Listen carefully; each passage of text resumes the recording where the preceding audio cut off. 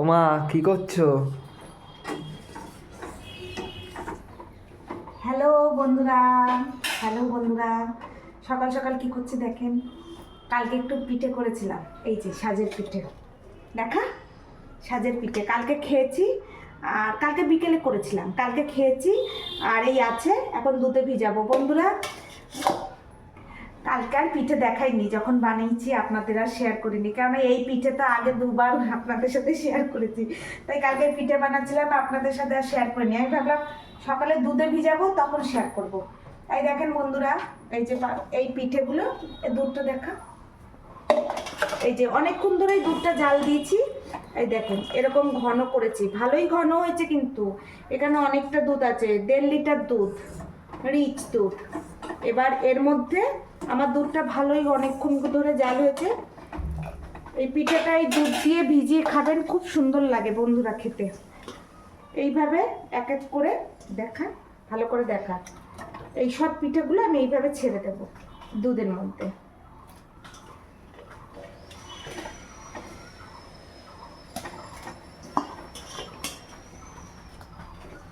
এই যে এক এক করে সব পিঠেগুলো ছাড়া হয়ে গেল। একটু এই যে দেখেন পোড়া পোড়া একটু ভাসছে, এটা কোনো ব্যাপার না, এটা চালের, আপনারা যারা সাজের পিঠে খান তারা সবাই জানেন এরকম একটু হয়, কেননা এই পিঠেটা তো পুড়িয়ে ভাজতে হয়, একটু কালো কালো এরকম ভাসে, অসুবিধা নেই, এতে কোনো অসুবিধা নেই বন্ধুরা, যারা খান তারা অবশ্যই জানেন। এই যে এই পিঠেটা দিলাম, তো এই পিঠেটা একটু জাল হবে, জাল হলে এই চিনিটা, এই দেখেন একদম অল্প করে চিনি দেখা, দেখাচ্ছিস, হ্যাঁ, এই চিনিটা অল্প করে দেব, অল্পই আছে দেখেন, একদম অল্প অল্প চিনি দেব, কেননা ডাইরেক্ট যদি আমি এই গুড়টা দুধের মধ্যে দিই, যদি দুধটা কেটে যায় তাহলে সমস্যা হয়ে যাবে। তাই আমি এই চিনিটা আগে এই দুধের মধ্যে দেব, তারপরে একটু চিনিটা গলে গেলে তারপরে আমি এই গুড়টুকু দিয়ে দেব। এই চিনিটা দেব, তারপর আপনাদের দেখাচ্ছি।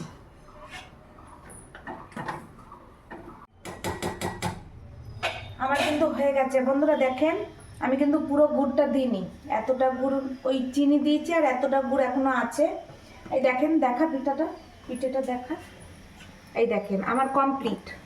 আমি এখন গ্যাস অফ করে দেব, অনেকক্ষণ ফুটিয়েছি, দেখেছেন কালারটা কি সুন্দর, আর মিষ্টিও ভালোই হয়েছে। আমরা তো বেশি মিষ্টি খাই না, আমরা অল্প মিষ্টিই খাই বন্ধুরা, অল্প মিষ্টি হয়েছে, খুব সুন্দর হয়েছে খেতে, টেস্ট হয়েছে।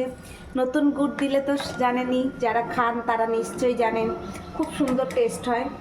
এই দেখেন এরকম ঘন ঘন হয়েছে দুধটা, আর এই দেখেন পিঠেটা, খুব দারুণ লাগে, আমার তো খুব ভালো লাগে হালকা মিষ্টি দিয়ে করলে। আর বেশি মিষ্টি পছন্দ না বন্ধুরা, আমি হালকা মিষ্টি দিয়েই করি। এই হয়ে গেল পিঠেটা, দুধ দিয়ে ভিজানো। এইভাবে আপনারা যারা খান না তারা এইভাবে ভিজিয়ে খাবেন, আর যারা খান তারা তো জানেনই কীভাবে খেতে হয়। তো যাই হোক বন্ধুরা, আমার সকালবেলায় পিঠে হয়ে গেল, এখন আমরা এই পিঠে খাবো। আর আপনারা বলতে পারেন চাদর গায়ে দিয়েছেন কেন, গরম পড়ে গেছে?